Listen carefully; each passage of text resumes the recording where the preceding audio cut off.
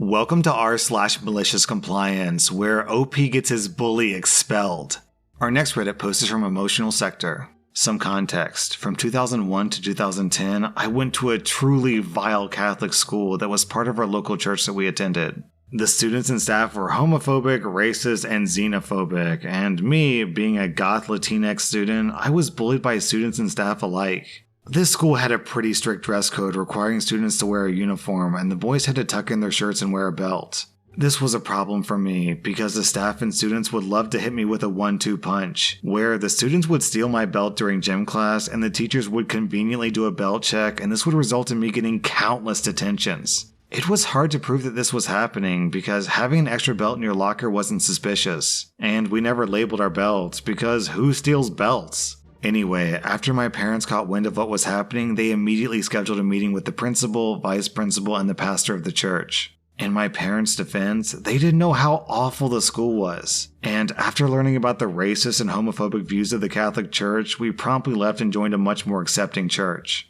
My dad said, "So, it's come to my attention that my son keeps getting detention for dress code violations caused by other students stealing his belt." The principal said, "Well, we actually have no evidence to prove this, and we just suspect that your son isn't wearing a belt as a way to rebel." I said, "I absolutely do wear a belt every single day." The pastor said, "God requires us to take responsibility for our shortcomings, and we shouldn't blame others for our shortcomings. Well, regardless of the reason, your son needs to wear a belt, and failure to do so from this point forward will result in more drastic consequences." Before my dad can say another word, my mom thanks the three of them for their time and asks for a printed copy of the dress code. And on her way out, she says to me, "Let's buy you a belt that none of those racists or homophobes would ever want to be caught with." So, on to the malicious compliance. The next day, I walk into school wearing a rainbow sequin belt that had the words "Gay Pride" in all caps. I had recently come out as bi, so my mom wanted me to be proud of it and bought a series of belts to help me express myself. I was immediately called into the principal's office, and I was given a lecture on the sanctity of marriage and whatnot. To be honest, I wasn't listening. After she finished her tirade, I handed her a letter that my mom told me to give her when I was inevitably going to be called into the office to be reprimanded. Just like every other day, my belt was stolen at lunch, and when the teacher tried to get me in trouble, I asked her politely to check the lockers of my classmates. Upon doing so, she found my rainbow sequin belt in the locker of one of the bullies and asked him where he got this belt from. And instead of lying and saying that it was his, he didn't want to be labeled as being gay because he was homophobic, so he admitted to stealing it. At this point, I had him dead to rights, and I politely asked him for all my belts back or compensation for them. His parents ended up having to write us a check because the dummy admitted to throwing all of them away. And because the school kept a log for each belt-related infraction, I could prove that he had stolen over 20 belts. That student was expelled for breaking one of the 10 Commandments, and the pastor himself was forced to apologize to me. I left shortly after that, and I went to a school that accepted me for me, and I made tons of lifelong friends.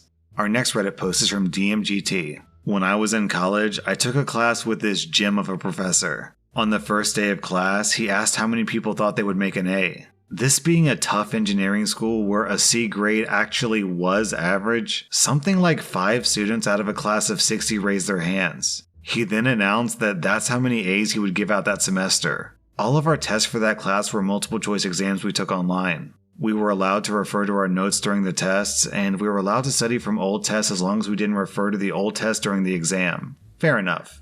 I studied for the first test, but I didn't have access to any old exams, so I did fine, but not great. By the time the second exam rolled around, I'd made a friend who was in a frat that had multiple copies of old exams from this professor. We and a couple other students took advantage of the rule allowing us to study from old tests. We quickly discovered that on these 50-question tests, the professor had a repertoire of about 75 questions he pulled from. On the first copy of the test that we studied from, we took the time to work through the answers to make sure that we understood them. By the time we got to the fourth copy, we could answer questions before we even finished reading them. Exam time rolls around, and just as with previous years, he pulled from the same pile of questions. I think it took me 12 minutes to answer everything correctly. In hindsight, I probably should have let the clock run for a bit. We had an hour. But I went ahead and submitted the test because I had other things to do. I checked in with the other students that I'd studied with the next day, and they'd all gotten over 90%. Sweet, I'm definitely using that plan for the third test and the final. The next day, we all received an email from the professor letting us know that we were being reported to the dean for an honor code violation. He claimed that he had never had anyone make better than an 80% on one of his tests before.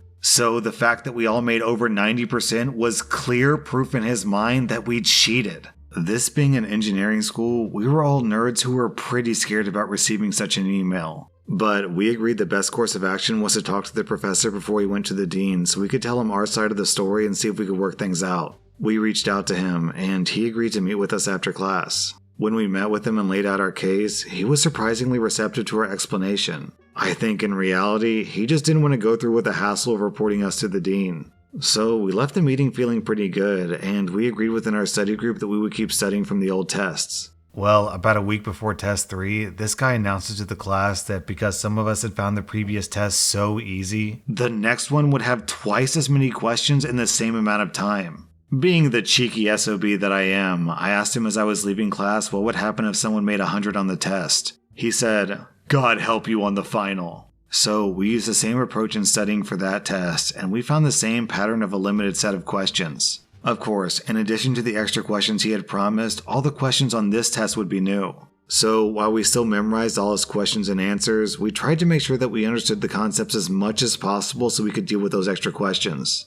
Test day comes around, and lo and behold, 87 of the questions are pulled directly from old tests. 10 questions were from a guest lecture where he basically pulled the questions and answers directly from the slides. And 3 were filler questions, like, what's 1 plus 1, and true or false, the earth revolves around the sun. I knew that I had everything right. I also knew that I didn't want to screw myself and everyone else for the final. I purposely answered the filler questions incorrectly, so if he looked at the results, he would know what I'd done. I got a 97. I never heard from that professor about the third test, but I like to think of him rage scrolling through the results. I don't remember details about the final, but I do remember the format being the same as what had been announced at the beginning of the semester. My study group also worked together on a group project where we all made A's, so if he really only gave out 5 A's that semester, we received them all. I've never understood why there are professors out there who seem proud of the fact that most of their students don't get an A. If most of your students are struggling with the coursework, then doesn't that mean that you're a terrible teacher? Our next Reddit post is from CatDad Millhouse. This happened over 15 years ago, when digital SLR cameras were first becoming somewhat affordable to anyone who wasn't either wealthy or a professional photographer. I was in high school, and I'd been a budding photographer for years already, working in a small retail photo supply shop. I had a customer who appeared to be in his 60s come in one Saturday and spend over an hour demoing just about every camera we sold. I honestly looked forward to those customers because it made the time go faster, and I generally enjoyed talking shop with people. Eventually, he settled on one that we both thought would suit his needs, and I rang him up. A few nights later, he comes back. I've already been given a heads up by the store's owner that the guy has called ahead, and he's pissed. When the customer arrives, he immediately accuses me of selling him a camera that's either broken or simply not good enough for what he wants to use it for. He just wants to use it to take pictures of his grandkids, who, like most tiny children, aren't always standing perfectly still. He says it's too slow, it takes the picture after the kid's already done something, every photo is blurry, etc. I take him at his word and examine the camera, changing some settings and snapping a few pictures as I go. I genuinely can't find anything wrong with it. As gently as I can, I try to tell him that it may be a combination of using the wrong settings on the camera for what he's trying to photograph, and maybe a bit of slow reflexes that will develop with practice. Keep in mind that I'm young and terrified of losing my job. So believe me when I say that I'm as delicate as I can be with the whole situation. But that was the wrong answer, apparently. His solution? Okay, hotshot, let's see you make it work. I'm gonna wave my arms back and forth over my head, and I want you to take pictures when they're straight up. He insists that this will prove the camera is too slow and that it can't take a sharp picture. He hands me the camera, and he starts doing his best, wave your hands in the air like you just don't care, right in the store. Snap, snap, snap. I hand the camera back and let him review the photos, each one showing the exact moment he wanted me to photograph, perfectly sharp and in focus. He didn't say another word. He huffed, hastily shoved everything back into his camera bag, and stormed off. Sorry, sir. I was just doing what you asked me to do. Our next Reddit post is from Little Miss Bunny Woman. This happened a few years ago, right after my really good neighbor moved out and a really terrible family moved in. It was a Saturday and I saw the neighbors working on their backyard.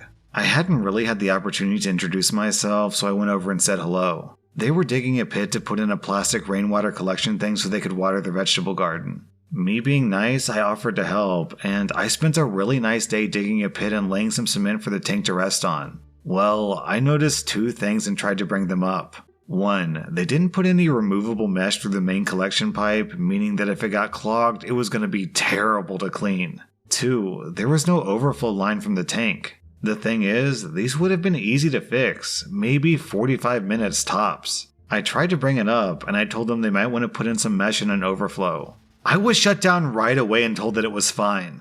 They just said, "Do it my way. I want it done my way. If you don't like it, leave." So I said, "Okay, have a nice day," and I left. About a month later, we get heavy rain, and guess what? It filled up. Then the intake pipe filled up. The water collected and then spilled through their basement window, flooding their basement, and I mean seriously flooding it with at least a solid foot of water. So yeah, maybe listen to the girl who went to university for, engineering. They had to pump their basement, dig up the tank, and add an overflow pipe. Since then, they've hated me. Our next Reddit post is from Rando Boomer. This is my fun story about my obnoxious boss. As I mentioned in an earlier post, I used to travel a lot for business, between 30 and 35 weeks a year. Our boss was a frequent traveler as well, and taught us the tricks of the trade for accumulating frequent flyer miles. Eventually, he retired and sold the company to the new boss. The new boss overheard that I had over 500,000 frequent flyer miles with my airline, and said that he would implement a new policy that we had to use our personal frequent flyer miles for our business travel, since the company had paid for our trips. That weekend, my wife and I sat down and booked weekend trips all over the country for the next year. Boston for clam chowder? Check. New York City for a Broadway show? Check. Garlic Fest in Gilroy, California? A real and delicious thing, by the way. Check. By Monday morning, my airline frequent flyer mile account was down to about 15,000 miles. Later that week, it was time to book a work trip, and my boss said that I had to use my frequent flyer miles. I brought up my account and showed him that I didn't have enough miles. He asked where they all went, and when I said that I'd booked some trips, he demanded that I redeposit the miles. I pointed out that there was a $150 charge per person, and since it wasn't policy, I wasn't going to pay for it. Now pissed, my boss announced that, going forward, we needed approval for personal use of our frequent flyer miles. Okay, boss, you bet. My next step was to spread my flights over any and every airline I could find to prevent accumulating the 20,000 miles required to redeem a free ticket. I was on United, Frontier, American, Delta, Northwest, Continental, US Air, Southwest, etc. My boss eventually figured out what I was up to, and he lost what little patience remained for me. Then the following conversation took place. "I suppose you think you're a smart guy." "No, I know I'm a smart guy." "Don't get cute." "No, I'm smart. Cute is just a bonus." "Look, I see my wife about 10 days out of the month. I live out of my suitcase. I know the aircraft evacuation speech by heart. Most of my meals are handed to me through a window. And thanks to my willingness to do this, you make hundreds of thousands of dollars. Can you please just let me keep the only perk that I get from all of this?" My boss thought about it for a moment, grunted, "Fine, keep your miles," and walked away. Our next Reddit post is from Leviathan. I bought a laptop from a large Fortune 500 company. Let's call this company Bell Computers. After about 2 years, the hinges on the laptop broke and it was almost, but not quite, out of warranty. I called the service center and they refused to replace the hinges. I called, got the runaround, and each time they refused to fix it or even send me the parts. At one point, I was speaking with a low-level customer service manager and I told him that I would keep trying to escalate until someone honored the warranty. Then the manager replied, "You can escalate this all the way to the CEO and even he wouldn't help you." Well, it was at that moment that it clicked. See, I used to work for Bell Computer Company. I didn't know the CEO, Mr. Bell, but while I was employed there, he would occasionally send mass emails out to the staff. His email address was just his name, so it was easy to remember. Alright then, let's play. I hung up the phone and drafted an email to Mr. Bell, CEO of Bell Computers. Just like the helpful customer service rep said I should do. I wrote in the email about being a former employee, how the runaround with customer service was awful, and how I just wanted the part to fix my laptop. The next day, I got a phone call from Mr. Bell's executive assistant. I spoke with her for about 15 minutes about everything that happened, and she took my info and my computer service number and said that she would forward it to the VP of customer service. I got an email the following day saying the part had shipped. That was r/malicious-compliance, and if you like this content, check out my Patreon where I publish extra episodes. Also, hit that subscribe button because I put out new Reddit videos every single day.